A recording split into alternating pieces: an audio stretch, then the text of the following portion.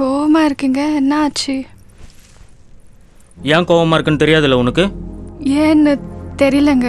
உங்க அண்ணன் என்னடி அவன்? உன் சித்தி பொண்ணு செட்டில் ஆயிட்டா, நீங்க எப்ப செட்டில் ஆக போறீங்கன்ட்டு நம்ம வாடகை வீட்டில் இருக்கோம்ல, அதை குத்தி காமிச்சு பேசுறான்டி. அது உனக்கு தெரியலையா? அவர் அப்படி மீன் பண்ணலைங்க. சரி, அதை கூட விடு.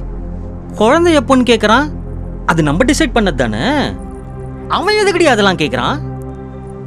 3 இயர்ஸ்க்கு பாப்பா வேணாம், செட்டில் ஆகிற வரைக்கும்னு நம்ம தானே பிளான் பண்ணோம். செட்டில் ஆகுறதுனா என்ன? வீடு, காரா? ஒரு கடன் இல்லாத நிம்மதியான வாழ்க்கடி.